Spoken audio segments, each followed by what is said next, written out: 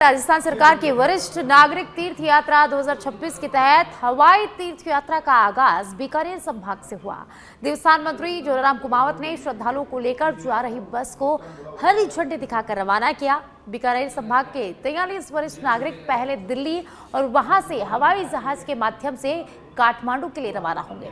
यात्रा पूरी करने के बाद सभी तीर्थयात्री 22 जुलाई को जयपुर लौटेंगे। सरकार की इस योजना का उद्देश्य वरिष्ठ नागरिकों को सुगम और सुरक्षित तीर्थ यात्रा का लाभ उपलब्ध कराना है।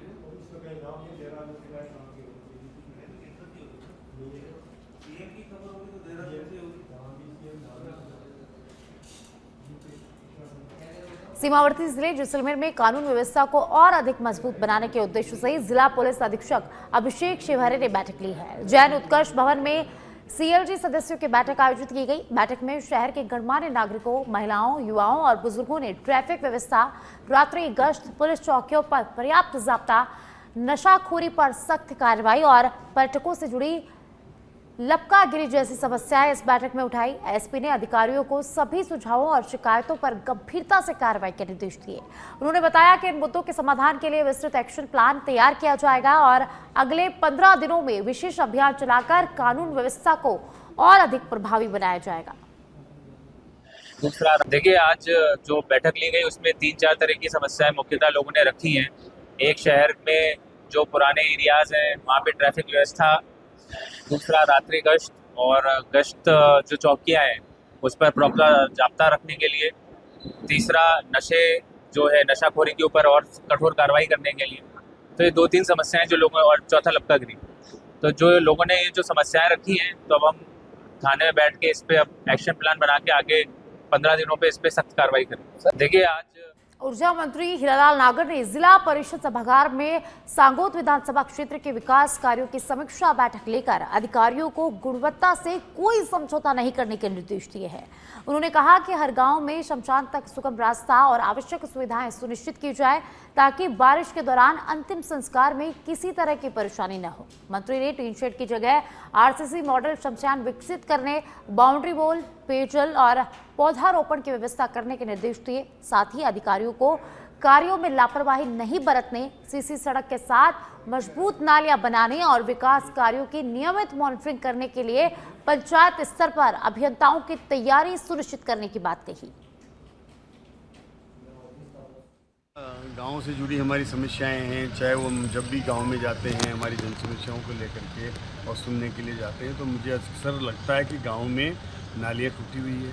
वहाँ नाली टूटने से केवल नाली ही नहीं टूटती, उसके वजह से वहाँ की इंटरलॉकिंग हो, सीसी हो, वो भी ख़राब हो जाती पानी आने से। तो मैंने एक योजना बनाने के लिए कहा है कि सारे गाँव में हम एक सर्वे करें, उसमें जितनी भी नालियाँ ख़राब है उनको हम ठीक करवा करके और एक बार में उनको सुधार करें, और उसके साथ साथ कहीं कीचड़ हो रहा है तो उसका भी सर्वे करें, और साथ में ही जहाँ पर शमशान की सुविधा नहीं है उन गाँव को भी चिन्हित करके वहाँ कैसे शमशान विकसित किया जा सकता है उस पर चर्चा करने के लिए आज राजसमंद के नाथद्वारा में श्री गोवर्धन राजकीय जिला चिकित्सालय में एक प्रसूता की ओर से मृत शिशु को जन्म दिया। इसके बाद परिजनों ने अस्पताल परिसर में हंगामा कर डॉक्टरों पर लापरवाही का आरोप लगाया।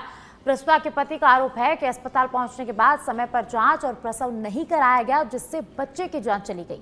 तो वहीं अस्पताल प्रशासन ने आरोपों से इनकार करते हुए कहा कि भर्ती के समय ही गर्भस्थ शिशु की धड़कन सामान्य नहीं थी और इसकी जानकारी परिजनों को दे दी गई थी। अस्पताल ने कहा कि यदि परिजनों को शिकायत है तो वे लिखित शिकायत दे, निष्पक्ष जांच कर उचित कार्रवाई की जाएगी। घटना के बाद अस्पताल में कुछ देर तनाव का माहौल बना रहा। हॉस्पिटल प्रशासन जांच कर रहा है। तो इसमें जो भी पेशेंट के साथ में हुआ है, डॉक्टर साहब ने चेक करके उस समय की जो स्थिति थी कि बच्चे की धड़कनें एबनॉर्मल आ रही थी, उस स्थिति के बारे में अवगत करा दिया गया था। तो इसमें जो भी आप लोगों को किसी को भी कुछ लगता है कि हमारे साथ गलत हुआ है, तो उसके लिए एक पीएमओ साहब को जांच के लिए आप एप्लीकेशन दे दीजिए। इस केस की जांच करवा करके और आपको जो वस्तु स्थिति है उससे अवगत करा दिया जाएगा। क्या नाम है सर? मेरा नाम ललित खराड़ी है। मैं सुबह 4 बजे मैं मिसेज को यहाँ डिलीवरी के लिए लेके आया था सरकारी हॉस्पिटल पर लालबाग। तो क्या यहाँ आए तो सुबह तो अंदर गए तो वहाँ बिठा दिया 2 घंटे तक। तो 7 बजे फिर वहाँ अपने क्या बोलते हैं इमरजेंसी में स्लिप कटाई और भर्ती करने का फार्म भराया। उसके बाद दर्ज विशेष को अंदर ले गए तो वो क्या उन्होंने अंदर वहाँ खाट पे सुला दिया। सुलाने के बाद फिर क्या है कि ये मेरे साली जी साथ में थे, उन्होंने बोला कि क्या ये दर्द बहुत ज़्यादा हो रहा है, ब्लड निकल रहा है, तो आप इनका इलाज करोगे। भी हम इलाज नहीं कर सकते, डॉक्टर साहब आएंगे 9 बजे। बारा के शाहबाद में आदिवासी क्षेत्र के कुजाए गांव में राजकीय प्राथमिक विद्यालय का भवन 1 साल पहले जर्जर होने के कारण ध्वस्त कर दिया गया था, लेकिन अब तक नया भवन नहीं बन सका है। ऐसे में करीब 40 छात्र छात्राएं मंदिर परिसर के टीन शेड में पढ़ाई करने को मजबूर है। बारिश के दौरान परिसर में पानी भरने से पढ़ाई भी यहां पर प्रभावित हो रही है। सरपंच प्रतिनिधि पर्वत सिंह मेहता ने विभाग से अस्थायी रूप से किराए के भवन की व्यवस्था करने की मांग की है, तो वहीं प्रिंसिपल ईश्वर लाल मेहता ने बताया कि सीमित स्थान और बारिश के कारण नियमित पढ़ाई कराना मुश्किल हो गया है। ग्रामीणों ने जल्द स्कूल भवन निर्माण की मांग उठाई।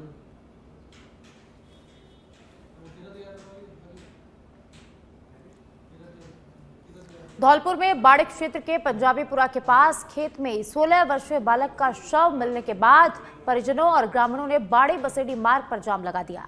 सूचना पर पहुंचे कलेक्टर श्रीनिधि बीटी और एसपी विकास सांगवान की समझाइश के बाद जाम खुलवाया गया। पुलिस ने शव को बाड़े अस्पताल के मोर्चरे में रखवा दिया है। मृतक कुहाबनी गांव का निवासी था और रविवार को भैंस चराने घर से निकला था। प्रारंभिक जानकारी के अनुसार बालक की पत्थरों से कुचलकर हत्या की गई है और अब पूरे मामले की जांच की जा रही है। कुहावनी गांव का एक लड़का निधारा गांव के जंगलों के पास उसकी जो बॉडी है वो पड़ी हुई है। जो मृतक है वो करीब 16 साल का है, जो भैंस चराने के लिए एक आसपास खेतों में गया हुआ था, जिसके घर पर शाम 8 बजे तक ना पहुंचने पर परिजनों को शक हुआ। उसके बाद आसपास परिजनों ने उसको ढूंढा तो 500 मीटर खेत के अंदर जाके जो है एक बॉडी पड़ी हुई मिली, जिस पे कुछ सिर पे भी निशान थे चोट के और बॉडी उल्टी पड़ी हुई थी और उसके ऊपर एक पत्थर भी था और एक पॉलीथीन था, जिससे ऐसा प्रतीत होता है कि बॉडी को छुपाया गया था।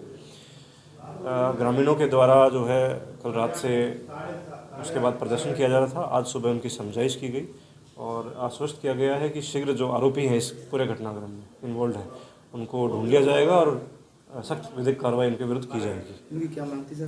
देखिए, प्रमुख मांग यही थी कि जो आरोपी हैं उनका खुलासा हो जाए और चूंकि परिवार गरीब है तो जो भी प्रावधान हैं सरकार की तरफ से किसी भी स्कीम में भी है, विक्टिम कॉम्पनसेशन स्कीम में भी है, वो उचित सहायता जो है उनको वो कराई जाएगी।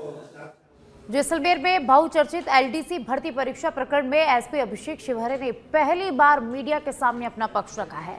एसपी ने पुलिस पर लगाए गए टॉर्चर, कान का पर्दा फटने और गर्भपात जैसे आरोपों को बेबुनियाद बताते हुए कहा कि जांच पूरी तरह से साक्ष्यों और तथ्यों के आधार पर निष्पक्ष ढंग से की जा रही है। उन्होंने बताया कि अब तक डिलीवरी पदाम सिंह और अभ्यर्थी मनु कंवर को गिरफ्तार किया जा चुका है और आगे की कानूनी कार्रवाई जारी है। परीक्षा केंद्र के सीसीटीवी फुटेज को लेकर एसपी ने कहा कि बिजली बाधित होने के कारण रिकॉर्डिंग प्रभावित हुई थी और अब तक फुटेज से छेड़छाड़ के कोई प्रमाण नहीं मिले हैं। पुलिस ने भरोसा दिलाया कि जांच पारदर्शी तरीके से आगे बढ़ेगी। देखिए, मैं ये साफ कहना चाहूँगा कि ये सारे जो आरोप हैं वो बेबुनियाद हैं। जो आरोप लगाए, जो हमने देखा है कि किसी के कान के पर्दे फटने पे जो आरोप लगाया है, तो मैं बस ये कहना चाहूँगा कि वो हमारी कस्टडी में 6, 7, 8 तारीख को थे और उनको कान में दर्द है, ये उन्हें 11 तारीख को याद आया। तो ये चीज़ जो है ये हमें समझ नहीं आ रही। बाकी जो सारे आरोप है मैं कह रहा हूँ ये बेबुनियाद हैं और उचित फोरम पे इन सबका जवाब हम देंगे। देखिए, अभी तक 2 की गिरफ्तारी हुई है। जो इस केस में आए हुए हैं रेवंत दान जी, वो प्रमोशन के बाद अभी बाहर गए हुए हैं। जैसे वो वापस आएंगे तो इसमें वापस पुनः अनुसंधान। देखिए, बेबुनियाद आरोप है और इस मामले में कोर्ट में भी जांच के लिए आवेदन किया गया था, जो कोर्ट ने खारिज कर दिया। उसके अलावा उससे भी इतर अगर बात करें तो ये जो भी आरोप है बिल्कुल बेबुनियाद है और उचित कृत्य हुआ है और सीसीटीवी कैमरा में कैद है, तो किसी भी तरह का किंतु परंतु जो है इस मामले में नहीं हो सकता। और जहाँ तक राजनीतिक दबाव की बात है तो मैं जिम्मेदारी से कह सकता हूँ कि इस तरह का कोई दबाव नहीं। देखिए, लाइट जाने की वजह से 5-6 मिनट की जो फुटेज है, तो बिजली विभाग से जो हमने बात की, उन्होंने जो कहा है कि लाइट जो है वो नेचुरली गई है, किसी ने टेम्पर नहीं किया। ठीक सर। सिरोही जिले की ग्राम पंचायत वासा में कथित पट्टा घोटाले को लेकर बड़ा विवाद सामने आया। ग्राम पंचायत ने 74 लोगों को नोटिस जारी कर उनके नाम से जारी पट्टों को निरस्त बताते हुए 3 दिन में मूल पट्टे जमा कराने के निर्देश दिए हैं। लेकिन जब ग्रामीण पंचायत पहुंचे तो उन्होंने चौंकाने वाला दावा किया। ग्रामीणों का कहना है कि उन्हें आज तक कोई पट्टा नहीं दिया गया, फिर आखिर वे जमा क्या कराएं। ग्रामीणों ने पूरे मामले में तत्कालीन सरपंच और ग्राम विकास अधिकारी की भूमिका की निष्पक्ष जांच की मांग उठाई है।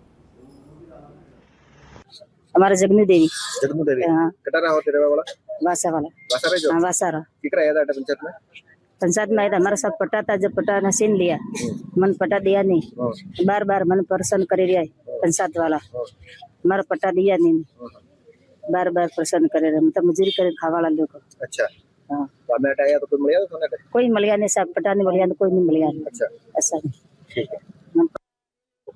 नाम क्या? मेरा नाम दाड़िया राम जी है सर जी। हमारे को नोटिस भेजे थे तो हमारे को पट्टे का बोला था, पट्टा आया ही नहीं, कुछ नहीं, बार बार भगाते रहते उधर से उधर, और पट्टे तो आए तो देने चाहिए ना हमको। पट्टा दिया नहीं आपने? दिया ही नहीं पट्टा हमको। आपने पट्टा के लिए आवेदन किया था या नहीं किया हमने। नहीं किया। और आपके नाम से पट्टा जारी हाँ हो गया? पट्टा जारी हो गया। आपको मिला नहीं मिला हमको। नोटिस आया जब मालूम चला है कि हमारा नाम से भी पट्टा आया है। हाँ तो वो पट्टा आया तो हमको देना चाहिए। इसके लिए आपने पुलिस में कभी कोई शिकायत की? कोई नहीं की, कभी नहीं की। अभी आप करोगे शिकायत इसके लिए? शिकायत करेंगे ना सर जी, नहीं मिला तो करेंगे ना अभी। ठीक है। अच्छा सर। सूरज जी कैसे आए थे यहाँ पे ग्राम? यहाँ पे सर हमारे ऊपर नोटिस आया था सर पंचायत से, तो हमारा नाम का पट्टा बनाया था, तो इस हिसाब से पंचायत ने बोला था कि आपका पट्टा है तो आपके पास हो तो यहाँ पे जमा करवाओ दो सर, तो इस हिसाब से हम आए थे सर। पट्टा कब जारी हुआ था आपके पास? आपको पट्टा आया था क्या? हमारे को मालूम नहीं था। नहीं दिए। आपने आवेदन किया था पट्टे के लिए? हमने नहीं किया सर। आवेदन फाइल भी नहीं भरी थी यहाँ पे? हाँ फाइल भी नहीं भरी थी। अच्छा नहीं। पट्टा जारी हो गया यहाँ से? हाँ यहाँ से हुआ सर। आपको मिला नहीं मिला सर। तो किसके पास में है वो पट्टा? वो पट्टा सर जैसे यहाँ पे अपने यहाँ पे मतलब जैसे भी हमारे नाम से आया होता था, यहाँ पे जो रसीद वो मतलब कटती है पंचायत की। सिरोही जिले की पिंडवाड़ा ग्राम पंचायत समिति की वासा ग्राम पंचायत के खसरा नंबर 1381 का मामला, जो पहले भी सच में धड़क ने इस खबर को बहुत बेहतरीन तरीके से उठाया था, और जिसको लेकर के जिला प्रशासन ने उन सारे पट्टों को खारिज भी कर दिया था। लेकिन उस पट्टों के अंदर जो भ्रष्टाचार की जो बू है वो एक प्रकार से वापस से जो है वो उजागर होने जा रही है। और यहाँ पे करीब 74 पट्टाधारी जो है वो यहाँ पे आज वर्तमान में जो अभी वासा ग्राम पंचायत में यहाँ पे लोग खड़े हैं, और उन लोगों का यह आरोप है कि उनको कभी पट्टे मिले ही नहीं, जबकि ग्राम पंचायत के द्वारा 64 पट्टे जारी किए गए थे। उन पट्टों की खरीद बेचान भी हुई, उसके लिए यहाँ पे शिकायत भी की थी यहाँ के जागरूक लोगों ने, लेकिन उसके बावजूद जो प्रशासन ने है, जिला प्रशासन ने उसको पट्टों को खारिज किया। और उस पट्टों को खारिज करने के बाद में अब इनके पास में जो लोगों के पास में है नोटिस जा रहे हैं कि आपके पास में जो पट्टा जारी हुआ था वो सरकार ने निरस्त कर दिया है, अब वापस उस पट्टे को है वो ग्राम पंचायत में जमा करवाया जाए। जब ग्राम पंचायत से इस प्रकार के नोटिस मिले तो ये लोग अब वापस यहाँ पे आए हैं ग्राम पंचायत के अंदर, और लोगों का आरोप है कि जब हमें पट्टे मिले ही नहीं तो हमें नोटिस जारी क्यों किए गए। लोगों का साफ आरोप है कि जब पट्टे जारी नहीं किए गए तो नोटिस देने का तात्पर्य क्या है, जब पट्टा मिला ही नहीं तो ये लोग जमा क्या करवाएंगे। इस प्रकार की जो बातें हैं वो अब सामने आ रही है। अब प्रशासन को इसके अंदर एक और जांच करने की जरूरत है कि आखिर वो पट्टे किसने लिए थे और किसके हाथों से वो जारी हुए थे, और किसने उस पट्टों को आगे से आगे बेचा। इसकी पूरी संपूर्ण जांच करके जो दोषी अधिकारी और कर्मचारी है या जो जनप्रतिनिधि है उनके खिलाफ कड़ी से कड़ी कार्रवाई होनी चाहिए, ताकि इस प्रकार की जो घटना की पुनरावृत्ति है वो फिर से कभी नहीं हो सके। सहयोगी राहुल के साथ विक्रम सिंह कर्नौत, सच में धड़क, सिरोही। सिरोही के आबू रोड में रिकोक थाना क्षेत्र में INH 27 पर महिंद्रा शोरूम के सामने ऑडी कार और स्कॉर्पियो की टक्कर के बाद बड़ा सड़क हादसा हो गया। बताया जा रहा है कि स्कॉर्पियो के सामने अचानक गाय आ जाने पर चालक ने वाहन से नियंत्रण खो दिया, जिससे टक्कर के बाद स्कॉर्पियो पलट गई। हादसे में एक महिला घायल हुई, जबकि 10 अन्य लोग सुरक्षित रह गए हैं। सूचना पर रिको थाना पुलिस, हाईवे पेट्रोलिंग टीम और 108 एम्बुलेंस मौके पर पहुंची। घायल महिला को राजकीय अस्पताल में भर्ती कराया गया। हादसे के कारण करीब 50 मिनट तक यहां यातायात प्रभावित रहा।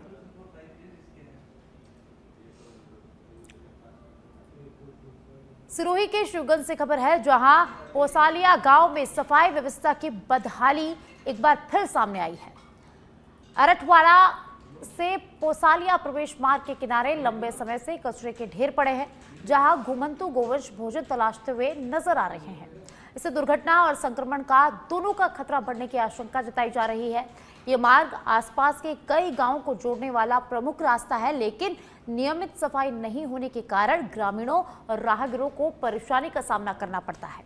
ग्रामीणों ने ग्राम पंचायत और ग्राम विकास अधिकारी की कार्यशैली पर सवाल उठाते हुए आरोप लगाया है कि लाखों रुपए खर्च होने के बावजूद सफाई व्यवस्था धरातल पर दिखाई नहीं दे रही। लोगों ने तत्काल कचरा हटाकर नियमित सफाई व्यवस्था सुनिश्चित करने की यहां मांग की है।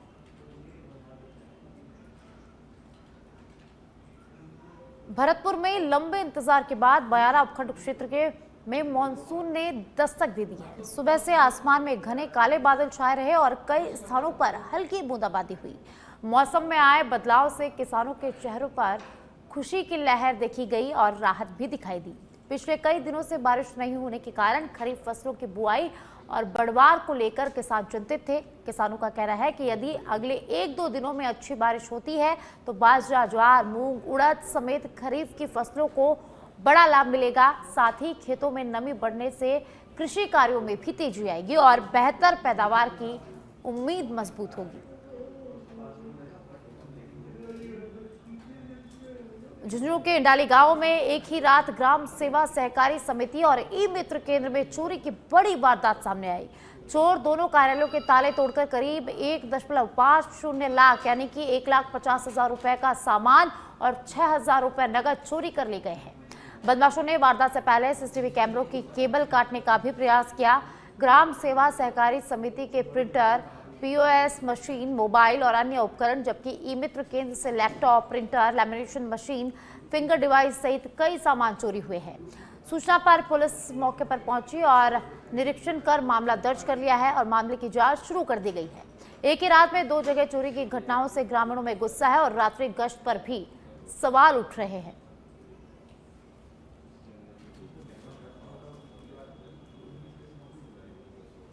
और अब डीडवाना से खबर है, जहां हिस्ट्री शीटर दिनेश स्वामी के मकान पर प्रशासन ने बुलडोजर कार्रवाई की है। कलेक्टर के निर्देश पर नगर परिषद और पुलिस की संयुक्त टीम ने रेलवे स्टेशन के पास स्थित मकान के आगे बने कथित अतिक्रमण को ध्वस्त किया है। कार्रवाई के दौरान बाथरूम, शौचालय, दीवार और पानी की होद को हटाया गया। प्रशासन के अनुसार जांच में मकान पट्टे के निर्धारित माप से 19 गज अधिक निर्माण पाया गया था, जिसके बाद नोटिस जारी किया गया था। दिनेश स्वामी पर महिलाओं से लूट सहित 21 से अधिक मामले दर्ज हैं। कार्रवाई के दौरान परिजनों ने विरोध जताते हुए मकान को दिनेश के पिता के नाम बताया, लेकिन भारी पुलिस जाब्ते की मौजूदगी में अतिक्रमण हटाने की कार्रवाई पूरी की गई। क्या कहने को, हमारा घर तो तोड़ दिया। हम लोगों ने बहुत मन्नतें मांगी और बहुत की, उन लोगों के सामने बहुत रिक्वेस्ट की, लेकिन हमारी बिल्कुल भी नहीं सुना। उन्होंने हमारे ऊपर बोला ज्यादा जबरदस्ती करोगे तो लाठी चार्ज करेंगे, और हम लोगों को जबरदस्ती उठा के घर के अंदर कर दिया। हमारा घर टूट चुका है, हमें इंसाफ चाहिए। हमारी कोई गलती नहीं थी इसके अंदर, जो गुनहगार था उसको सजा मिलनी चाहिए। हम लोगों ने क्या किया था, हमें यही सवाल है। अगर आज मेरी माँ हो, वो बाहर देखो गाड़ी आई हुई है 108, अगर मेरी माँ को कुछ हो गया तो जितने भी कानून के लोग आए थे यहाँ पे वो सारे के सारे जिम्मेदार हो गए। अगर मेरी माँ की मृत्यु हो गई या फिर कुछ भी हुआ ना उनके साथ, तो सारा के सारा नेता लोग और प्रशासन इसके जवाबदार होंगे। धन्यवाद। देखो, राजस्थान सरकार और प्रशासन इस बात को लेकर कटिबद्ध है कि जो लोग हार्डकोर है, इसी अपराध से संपत्ति प्राप्त की या सरकारी जमीन पे कब्जा वगैरह है, उनको डिमोलिश किया जाए। तो ये जो अपने डीडवाना थाने का दिनेश स्टेशन से 25 मुकदमे हैं, सारे चोरी, लूट और विशेष करके डीडवाना प्रॉपर के हैं, कंठी लूटना वगैरह करना। तो अभी 3 मुकदमे में इसको गिरफ्तार किया है जेसी में। तो प्रशासन ने इस नापजोक किया तो पता चला कि 5 फीट तक इसका अतिक्रमण है, दीवार टाँका बना हुआ है, शौचालय बना हुआ था, जो इनको नोटिस दिया 2 दिन पहले, और विधिवत कार्रवाई करते हुए पुलिस फोर्स और नगर पालिका के द्वारा इसको डिमोलिश किया गया। सर, इस तरह के जो